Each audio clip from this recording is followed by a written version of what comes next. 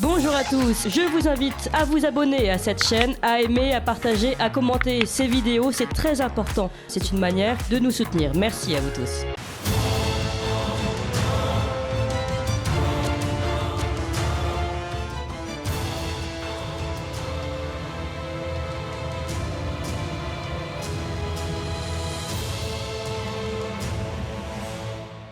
Bonjour Alexandre Caillé. Bonjour Corentin. Alors vous êtes vous êtes directeur général de l'association SOS Calvaire et ce soir au théâtre Saint-Lyon à 20h30 vous avez une conférence Remettre la croix au milieu du village avec l'abbé Raffray que nos auditeurs connaissent bien. Alors d'abord je voulais revenir sur votre association SOS Calvaire. Quelle est la mission de votre association ?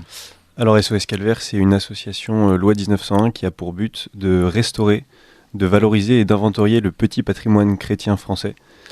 Qu'est-ce que c'est ? Ça va du crucifix à la chapelle en passant par les croix de chemin, les croix sommitales, les oratoires, les Bildstock en Alsace, etc. Donc tout le petit patrimoine chrétien, nous on s'en occupe, on organise des chantiers pour le restaurer, pour le valoriser et en plus on rassemble les gens autour de la croix. Alors, quelle est la signification d'un calvaire ? Parce qu'on on voit des calvaires à chaque carrefour en France, quasiment, en tout cas en campagne. Quelle est la signification ?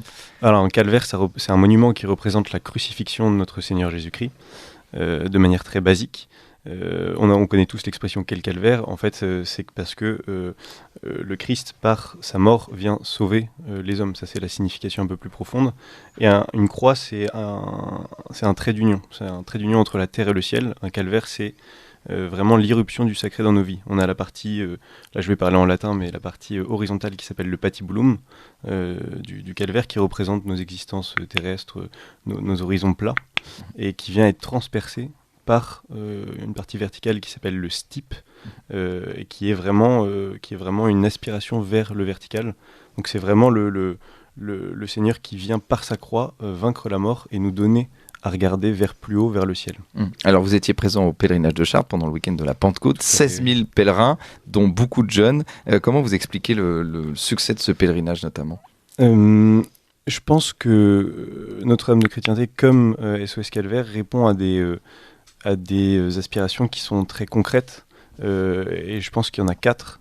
La première, c'est le besoin de concret.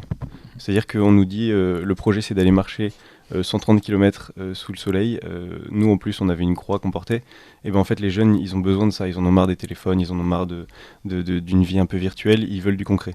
Ensuite, il y a le besoin de se rassembler, le besoin d'être ensemble. Donc là, nous, on avait un chapitre où on était 100. On était 16 000, quoi. C'était quelque chose d'assez incroyable. On n'est plus tout seul. Et les jeunes en ont besoin aussi. Il y a le besoin de racines. Voilà, savoir d'où on vient, savoir où on veut aller. Un pèlerinage, c'est très clair parce qu'on sait d'où on vient, on sait où on va.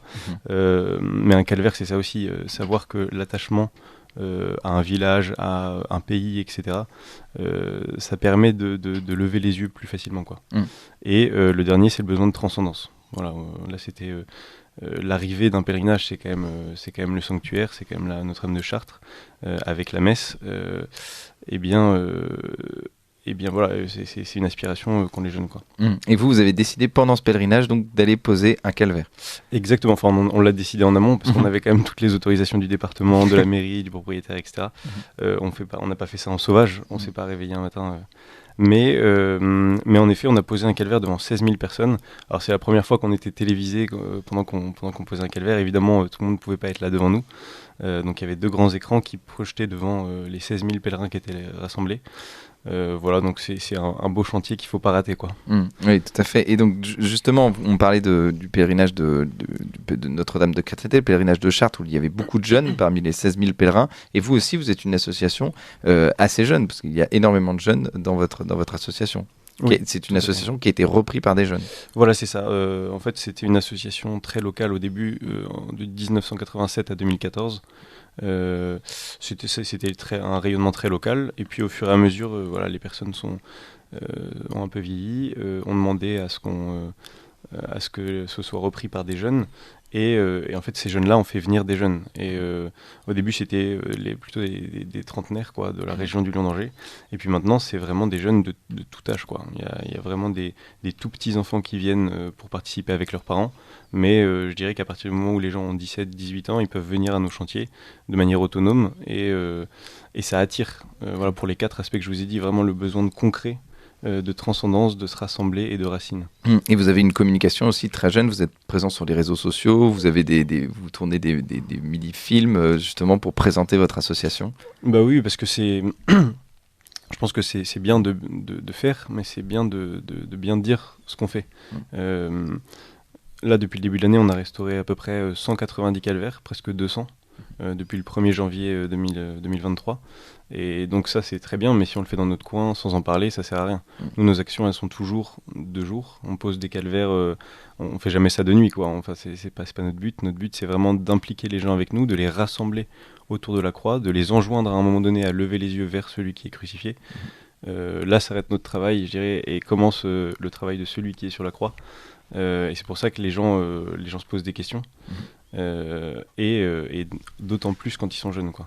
Et quelle est la logistique alors pour poser un calvaire? Parce que donc il y a ceux qui portent, puis avant il y a toute la restauration. Donc ça, c'est fait par des professionnels, c'est fait par vous, c'est fait par des gens qui ont été formés. Tout à fait. En fait, chaque calvaire est très différent, mais à partir du moment où on doit refaire complètement une croix, parce que c'est une croix en bois et qu'elle est abîmée, qu'elle est toute vermoulue, etc. Nous, on a un atelier dans lequel on fabrique des croix. Et on a 2 charpentiers à temps plein qui fabriquent des croix pour toute la France. Et puis la logistique, c'est quoi? Il faut apporter la croix, il faut s'assurer que le socle est bien, parce que la pérennité d'un calvaire, bon là on rentre dans l'aspect très concret et technique, mais c'est le drainage du socle. C'est-à-dire que si le socle est fermé, dans son embase, l'eau va stagner et la croix va pourrir.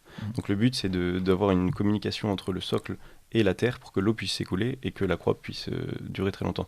Et on a des exemples de croix où le socle n'était pas drainé et la croix durait 70 ans. Donc maintenant qu'on fait vraiment ce travail de pérennisation de notre patrimoine, on peut imaginer que la croix, elle restera 120 ans, 150 ans. Puis aussi tout un travail du bois, tout un travail de... Exactement, oui. Très récemment, on est parti en Irlande et alors on a eu un vrai travail de recherche artistique en plus de recherche, je dirais, par rapport à l'hygrométrie du pays irlandais qui est assez particulière. Et donc on a vraiment essayé de reproduire des croix en bois, mais celtiques. Donc vous savez, une croix nimbée avec le soleil, enfin le rond autour de la croix. Il y avait une recherche de signification aussi. Pourquoi est-ce qu'il y a un nimbe? Quelle est la signification de la croix celtique? Je ne sais pas si on a le temps, mais c'est assez intéressant. Oui, dites-nous. En fait, Saint Patrick, quand il arrive en Irlande, il s'est rendu compte que les Irlandais adoraient le dieu Lugh, donc le dieu soleil, qui donnait la vie. Et Dieu sait que il n'y a pas beaucoup de soleil en Irlande, donc c'était pas si bête. Et Saint Patrick est arrivé très doucement, très calmement, en disant bon, il y a des semences de vérité dans ce que vous pensez, dans ce que vous priez, mais c'est pas tout à fait vrai. Moi, je vais vous dire ce qui est vrai, le Christ. Donc en fait. Il a pris le symbole du soleil, le rond de la croix celtique, et en surépaisseur, il a mis une croix. Et donc, c'est le Christ soleil de vérité.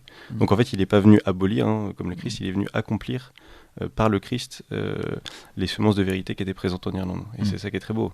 Et tout le pays s'est dit, mais oui, c'est ça qu'on cherchait. Voilà. Et donc dans votre association, donc, il y a tout un travail du bois, il y a ceux qui, évidemment, qui vont porter et poser le calvaire, mais il y a aussi toute une vie de prière dans l'association, au sein de l'association. Oui, alors on a 3 catégories de bénévoles. Il y a les bâtisseurs, donc ça c'est ceux qui restaurent des calvaires. Il y a les consolatrices, ça c'est ceux qui restaurent les crucifix, donc la foi dans les foyers. Et ensuite il y a les priants qui soutiennent tout ça, qui n'ont pas forcément la condition physique pour agir. Je dirais que là, le pilier concret, ils en ont pas, à mon avis, ils ont suffisamment donné. Mais du coup, ils s'unissent à nous dans la prière et ça nous porte beaucoup. Oui. Et alors, au Théâtre Saint-Léon ce soir à 20h30, une conférence, remettre la croix au milieu du village avec l'abbé Raffray, qu'on connaît bien ici sur Radio Courtoisie. Pourquoi vous avez voulu faire cette conférence? Qu'est-ce que ça veut dire remettre la croix au milieu du village? Alors, je vous avoue qu'on m'a demandé de faire la conférence, donc j'ai accepté tout de suite. j'ai pas particulièrement cherché, mais je pense que c'est important justement. Ce que j'aime bien chez l'abbé Raffray, c'est qu'il va chercher il répond un peu à l'appel du pape François d'aller au-delà, quoi. Et donc il va chercher des gens qui sont pas forcément de culture ou de tradition chrétienne, et il les ramène un peu à sa manière, par ses méthodes, etc., dans le droit chemin, et à un moment donné, il leur donne à contempler la croix. Et nous, en fait, ce qu'on a, c'est la croix, donc c'est parfait. On a cette irruption du sacré dans nos vies, parce qu'une croix, en fait, quand on n'en prend pas gare, elle est juste c'est un repère géographique. On dit, la croix, tu tournes à gauche. Mais nous, ce qu'on fait, c'est qu'on dit aux gens, non, vous allez la restaurer. Vous allez prendre soin de cette croix, vous allez de manière très concrète porter des pierres, la restaurer, etc. Et ça va devenir votre croix. Et en fait, les gens, ça change vraiment d'aspect, c'est-à-dire qu'au début, ils viennent, ils nous disent, la croix, tu tournes à gauche, et à la fin, ils disent, vous voyez, la croix qu'on a restaurée avec les petits jeunes l'année dernière et que c'était sympa et qu'on a bu du vin, et là tu tournes à gauche. Et en fait c'est devenu leur croix, et c'est plus que juste un élément patrimonial, c'est un peu plus, ils ont un peu souffert, il pleuvait peut-être, etc. Et ça leur parle, et en fait à un moment donné leur cœur s'ouvre un peu et ils parlent, la croix leur parle, quoi. Bien plus efficacement que si nous on essayait de parler de Jésus et de convertir, quoi. Donc c'est pour ça que je pense que tout le monde a un lien avec la croix.